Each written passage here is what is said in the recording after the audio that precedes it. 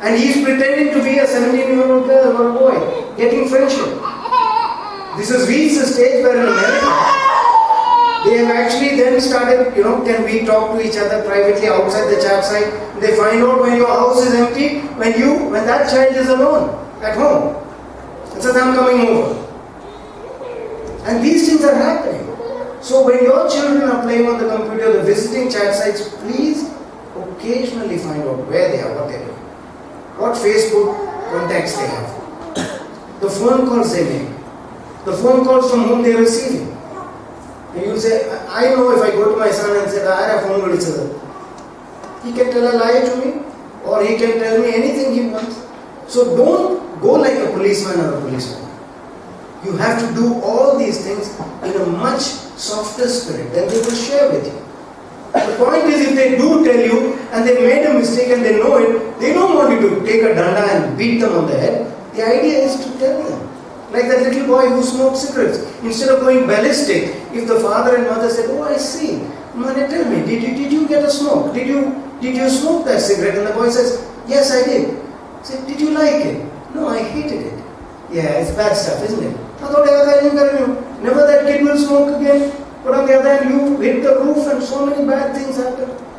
So try to be gentle on the kids. To whom? Nowadays all these SMSs, WhatsApp. And try to make the friends there. Ask them, insist on it. When they say they're going somewhere, take a phone number. Where are you going? Whose house are you going to? Can I have the phone number of that guy? They'll say, why? Just suppose something happens to you.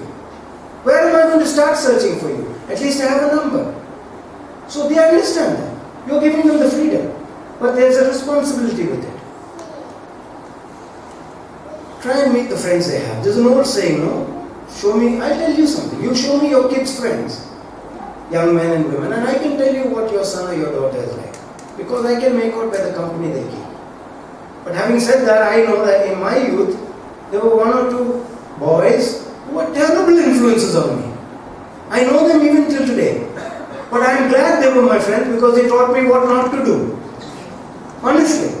So there's plus points of having some wicked guys as your friends, as your sons or daughters' friends. Don't expect anyone else to do these things. You both must do this out of love and affection and without being seen as interfering in your children's life. Now, young adults. You've got a kid who's 20, 24, 28, maybe they're married, maybe they're not married, they're working. What about those kids? All the things I told you earlier about who they speak to, try and find out those things. On top of that, they've now got huge earnings. How are these young adults spending them? You'll be able to make out their lifestyle by what they're spending on. How do they spend their leisure time when they're off time? Are they doing healthy things? Unhealthy things? I'll tell you one of the major problems we face as a Kerala community. Most of us have been told from young by our parents, പഠിക്കണം, പഠിക്കണം, പഠിക്കണം. Classy first time. എല്ലാവർക്കും first ആകാൻ നോക്കുകയില്ല. എന്നാലും അതാണ് ചെറുപ്പം മുതൽ പറയുന്നത്. എന്താണ് ഫസ്റ്റ് ആവേണ്ടത്? നല്ല കോളേജിൽ കയറണം. നല്ല കോളേജിൽ പഠിക്കണം, പഠിക്കണം, പഠിക്കണം, ഫസ്റ്റ് ആവണം. എന്താണ്? നല്ല ജോലി കിട്ടണം. നല്ല ജോലി എന്താ കിട്ടേണ്ടത്? അൾട്ടിമേറ്റ്ലി എന്താ? You need some good money.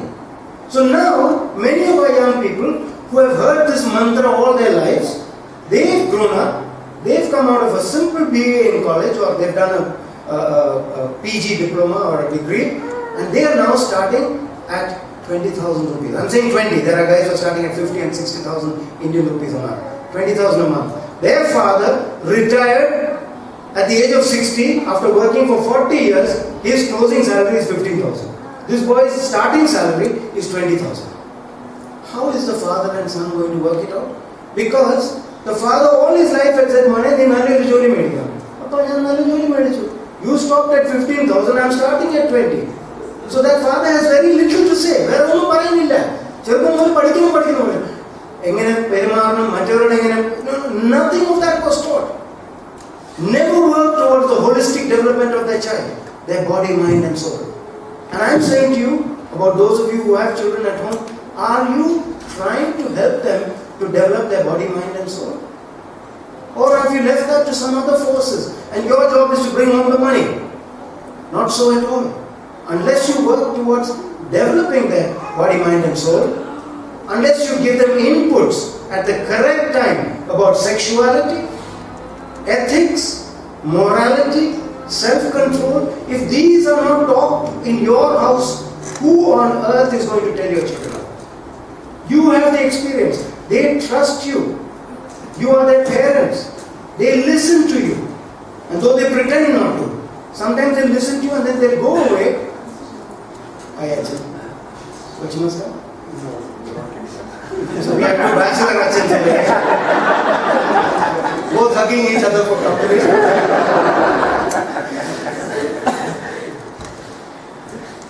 Self-control. These things, if you don't tell them, nobody else will. Have you talked to them about tithing?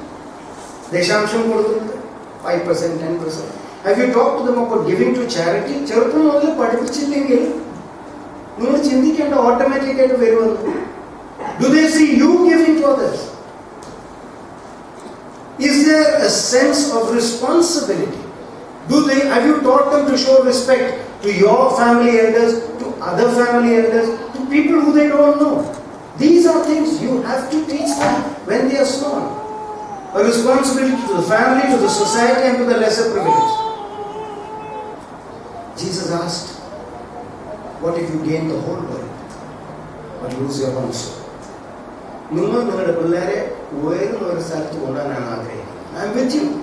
Let's put our kids up there. But what happens if they get there one day on top of that mountain and they have no morality, no ethics? That's what Jesus meant when he said, what if they gain the whole world but they lose their soul? Don't let that happen to your children. And that starts with the relationship between you two and the relationship between you and your children and any other relatives who are living with you. I want you to know, this is bad news or good news, I don't know. But the examples set by parents at home are picked up by the children. Whether it be good and bad habits.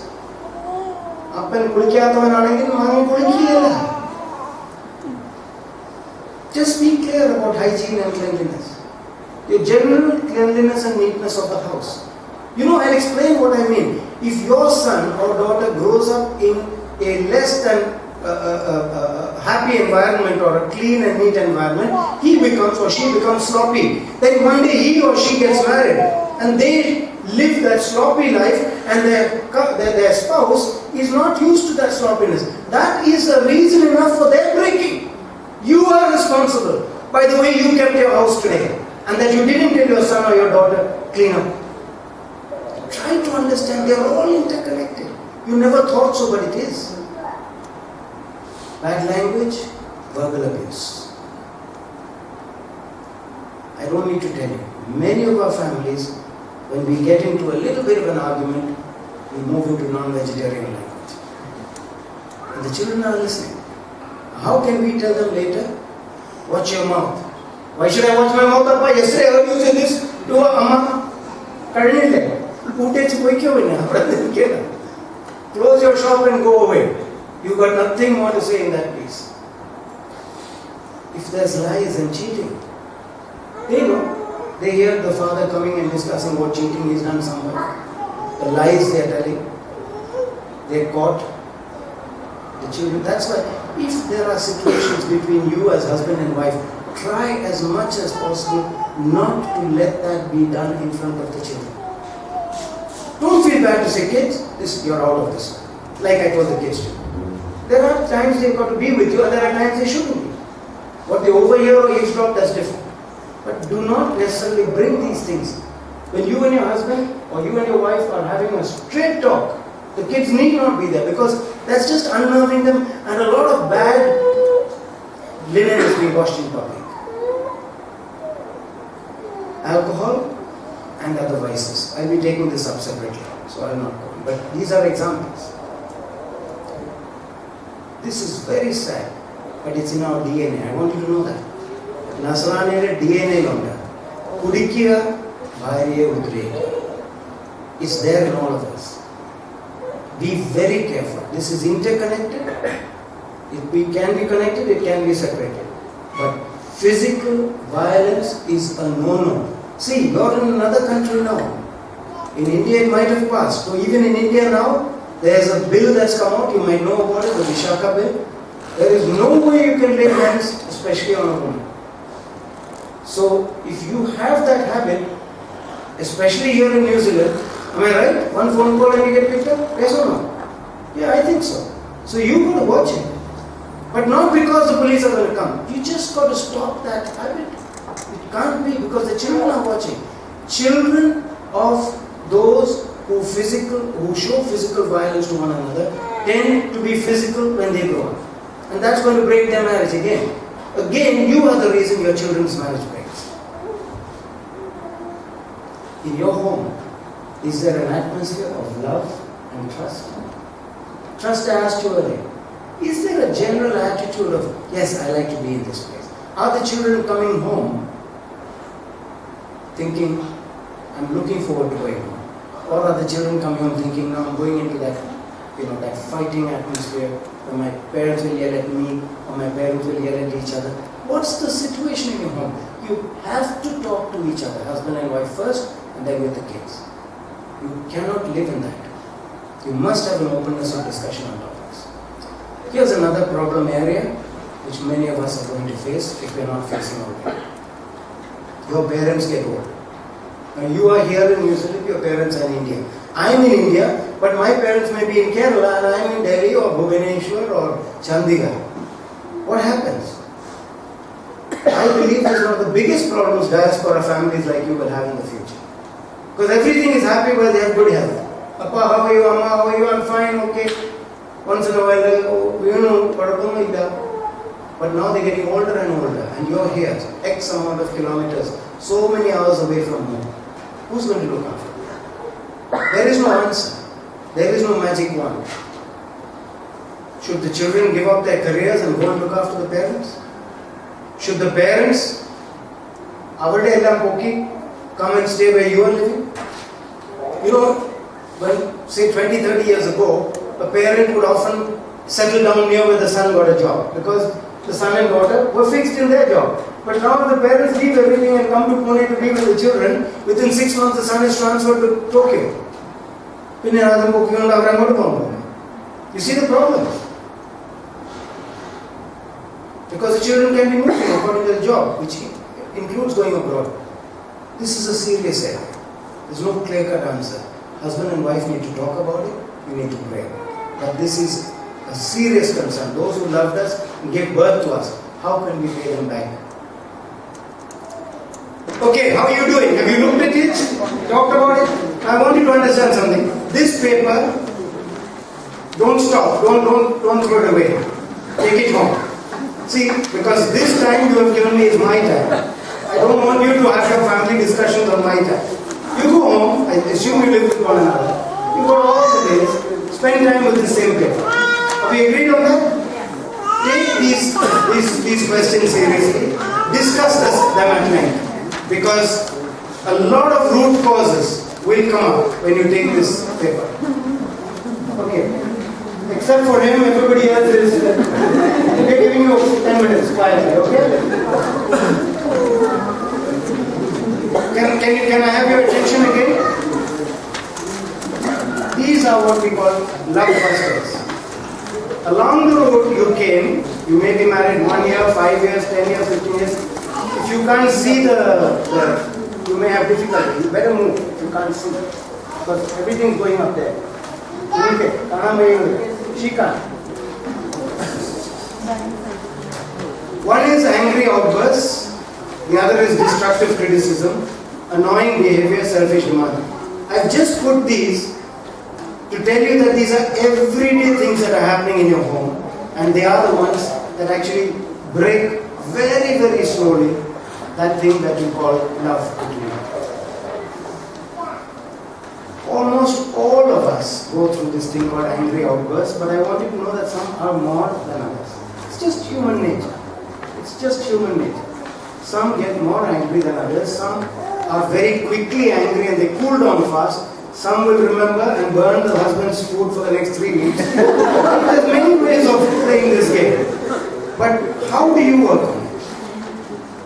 The first thing you've got to realize is angry outburst is destructive to your marriage. So if either of you have it or both of you have it, understand that it's destructive for your marriage. The second is take responsibility for your own emotional behavior. If you are a person that loses your temper, gets outbursts like this, understand it, accept it, take responsibility. Don't say, I couldn't help it. I couldn't help it. When this happened, I lose my temper. And you have to take it. You don't have to take it. Because this can lead, anger and angry outbursts can often lead to physical violence also. So you have to take responsibility for your emotional behavior. Then comes step 3. The willingness to change. Yes, I'm sorry, I do go through this. So then my question to you is, do you have the desire to stop? Do you have the ability to stop? In that case, you have to move towards it. So you have to have the willingness to change, the desire to stop having these angry outbursts, and the ability to stop. I want to share with you, 2 Sundays ago, I was in Hyderabad church. All the 4 churches came together for a meeting like this. And one young couple at the end stood up and said, we found this to be most helpful because one of us, suffers from these angry outbursts. And we took a decision that we will have X amount of ways in which to step back from the problem. And that young lady actually said, we've decided that we're going to count to 10. Because the angry outbursts actually led to bad words coming out, physical violence, they're standing next to each other. So we'll count to 10 before we say anything. So I'm just telling you, if you have a problem, you have to sort it out with your spouse. You need to talk about it. You need a pen and pencil on it. Just keep writing anything you find interesting. You all know what is criticism. There is constructive criticism and there is destructive criticism. But if someone is always criticizing, does it really help? I'm giving you a hint.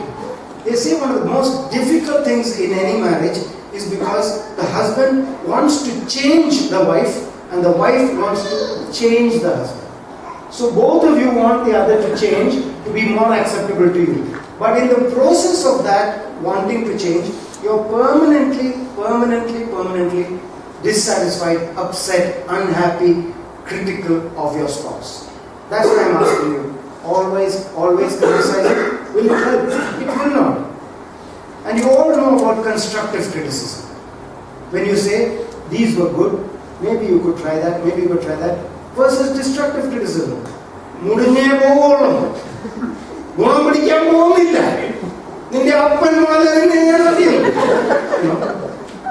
no way that's going to help. And there is a suggestion to turn destructive criticism into respectful convincing. If my spouse has got a situation, a problem, and I believe that that needs to be changed, I could respectfully try to convince him or her. That's the word, respectful convincing. Try that instead of the traditional way in which we've been criticized. It hasn't helped. Try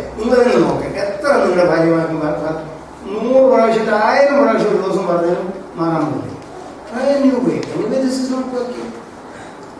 The third area I'd like to talk about is annoying behavior. And in this thing called annoying behavior, which you have, I don't have any annoying behavior. My wife has got 20 annoying behaviors, but for me, nothing. Most of us have become part of our systems. We don't know how to deal with it. So we go through this. Yes, ma'am. You want your mom or dad? Yeah. Can his mother or father give him? Yeah. This will be ammunition used against us by our kids, which is why I don't want any kids here. You understand? They come back and I saw Archie telling you all those things. For your own safety, I'm keeping the kids out. See, there's unconscious behavior that we do every day without really thinking about it. It's part of our life. And the other is certain actions we are taking in the course of the day, what we call systemic action. And that could be, both of them could involve personal hygiene as well. I don't have to tell you. It's possible that you come home from work, some people sweat more than others. You perspire, you smell, your perspiration smells. Now, if somebody who's got to live with you, I'm not your work colleague that's sitting with you for 2 hours. I am your spouse who's got to live with you all the time. You are with me. And if you perspire and you smell, I'd like you to do something about it. Whether it be have more baths or use colognes, talcums, aftershaves, whatever it is. But your personal hygiene is one such area of unconscious behavior. So, sometimes your spouse may be too polite to tell you, but it's a big problem. I'll tell you, I was once traveling, I think it was a flight from UK to India. And I was going to sit down, and then the lady who had the seat next to me said, "Can I sit down?" And I said, "Okay," and I got up to let her in. I don't know whether many of you know, there's something called BO, body odor. Now, normally all of us have a body smell. That's not body odor. Body odor is an extreme form of problem that comes when your body actually sends out poisonous gas because your mind or some of your system is not okay. In other words, it can come from psychological problems and it can come from a systemic problem inside. This lady had terrific beer. And I was thinking, God, for the next 9 hours from here to Bombay, I've got to sit next to this. No, I'm serious. I'm just explaining to you. Thank God she found a friend in front and she went and sat with the friend, and I thanked the Lord about it. But now suppose I was married to somebody with me. So you must understand, these are things you cannot take for granted. They are enough for breakdown of marriage. What about this systemic action I was talking about? Using bad language. Now here, in the systemic action, it can be man or woman, but it's invariably the man. Bad language is one. Flirting. Flirting, you go out for a party, you go out for an office picnic, you go out and there's either the husband or the wife is flirting. And I don't like it. My spouse is doing it. And I keep saying, I don't like the way you're flirting. I don't mean anything. So you have to talk it over. Flagrant spending. You have money, you earn, can't spending without giving any accounts. It's difficult. These are things that can break your love. That's why I said love busters. And the fourth one are selfish demands. Do I have to tell you what selfish demands are? Each of you can give me 5 selfish demands which your husband or your wife makes on you. In marriage, there are often demands. Let's make it very clear.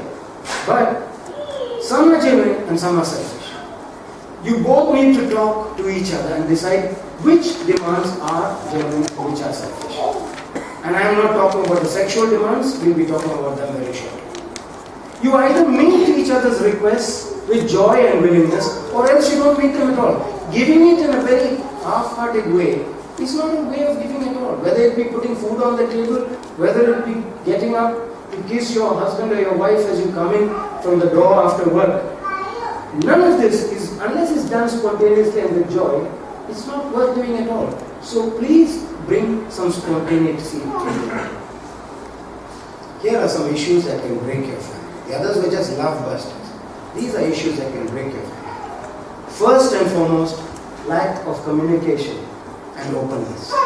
If you're not able to communicate with your wife or your husband, if you're not being open about where you are, what you're doing, why you were late, where you were last weekend, to whom you're writing, who is that phone call from, if you're not communicating, if you're not being open, this can break your family. Be clear about it. When I was working, I had a Tamil doctor, lady doctor, who once shared with me that her husband is on the phone and she knows it's with a woman. Says he's on the phone for 2 hours, 3 hours, every evening. This is not a young wife, she's already got 2 children, she's about 45 years old. And she said, what shall I do? I mean, is it okay? I said, did you talk to your husband? Yeah, I talked to my husband, but he said, look, there's nothing on between us, I'm only talking to her, why are you getting upset? And here lies a little secret that men and women need to know. For men, unless there's a physical or a sexual connection, they think that's no danger zone. But for a woman, you don't have to go into the physics or the sexual part. Just bonding emotionally is enough to send warning bells. So in other words, men, please be careful. If you don't have to have sex with somebody else, just showing emotional bonding with someone is enough to upset your marriage. And women need to understand that if they show a little bit of flirtation, if they show a little bit of extra sexuality or sensuality, that's enough to send shivers up your husband's spine. So, I've given you an example. No lack of communication and openness. If there is dishonesty between you, it's going to break the family. I don't have to tell you. This is the one that we are all, especially young husbands, are. I'm giving an example. എൻ്റെ വീട്ടില് ഭാര്യയും ഭർത്താവും രണ്ടുപേരുമുണ്ട്. ഭർത്താവ് ഒരിക്കലും കിച്ചണിലോട്ട് കയറിയില്ല. ഒരിക്കലും കയറിയില്ല. ഭാര്യയാണ് കിച്ചൺ സെക്ഷൻ. പക്ഷെ അവര് അങ്കിൾ ജോണും ആന്റി മേവിസിന്റെ വീട്ടിൽ പോകുമ്പോൾ ആ ഭർത്താവ് അകത്ത് മേവിസിന്റെ ആന്റിനെ കുറെ കിച്ചണിൽ പോകും. ആന്റി ഞാൻ മുന്നിൽ ചെയ്യണോ? The wife is terribly upset. You don't do a thing in our house. The moment you go there, you go into the kitchen and say, "Can I help you, please?" We are great at that, we men especially. So being one personality, if I'll tell you, you come with me, come to a restaurant, see a couple eating. I can tell you how sad their marriage is. They've come for an evening out. They come, they order, they sit quietly, they eat their food, and they go home. If that's you, you've got a bad problem with your marriage. Why do we go out? For a change, to get the wife out of the house, out of the kitchen, to talk about things from an out of situation. And if this is the way you are when you're out, then there's something wrong with your marriage.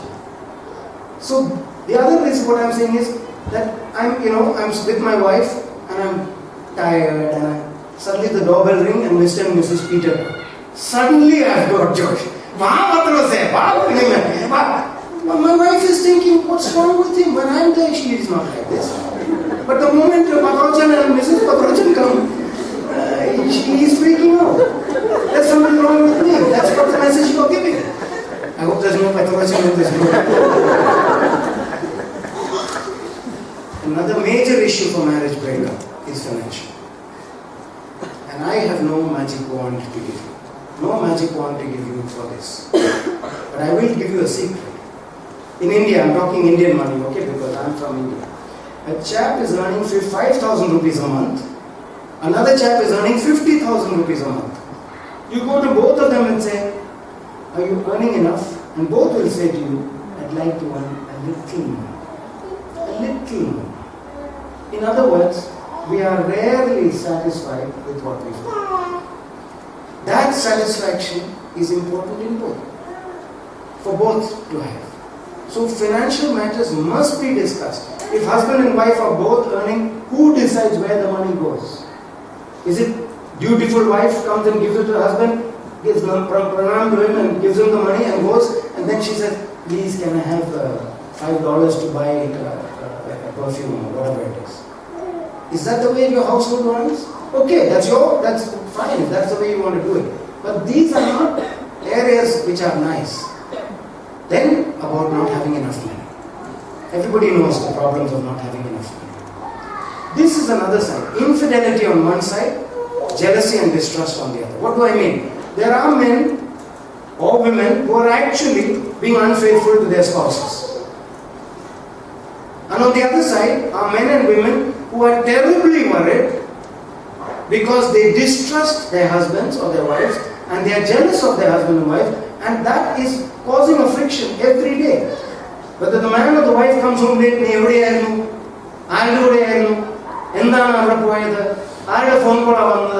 why the boss wants you on Saturday to work. This is everyday happening in our homes and in our workplace. It's going to happen more as more women go to work and you're rubbing shoulders, men and women, with other people. You are 9 waking hours with another male or a female, and you're with your husband for 1 hour in the morning and 1 hour at night before you go to sleep. So you're much more in touch with someone else who looks nice, talks nice, doesn't shout at you, isn't critical of you, doesn't have to share money with you, is very kind to you. Always there's problems of being attracted to somebody else in this day and age. You have to be careful. So there is truly infidelity, unfaithfulness going on one side, and the other is where people just fearing that you are being unfaithful, you can break your marriage. By continuously being distrustful of not believing your husband or wife, you can break the marriage. Though there may be no truth and that person may not be doing anything. So this fine line you all have to watch. Physical violence, I've talked to you already about it. It's in our DNA, but I want to say it's a no-no. Under no circumstances you can touch your spouse, especially to men. Alcohol, as I said, I'll be taking it once more. Sexual compatibility and satisfaction. I think I told you sexual. Okay, let's talk action. I'll talk about that again. Alcohol. Friends, in excess, alcohol affects your health. In excess, it affects your work and your finances. In excess, it affects relationships with your family and with others. In excess, it affects your sexual life. And in excess, it affects your ability to differentiate right from wrong. These are so many reasons why you shouldn't get into alcohol. Because there are many people who say, I can handle my alcohol. And there are people today who have lost everything they have because of alcohol, and they at one time said, I can handle it. I know what I can do. I can control it. It doesn't work that way. The other side of this comes, is alcohol a sin? If I drink one peg once a week, one peg of whiskey, is it a sin? I leave it to you. But if you consider your body as a temple of God, you will wonder whether you are putting alcohol or drugs or cigarettes into it is good. And then there's a negative example to your growing children.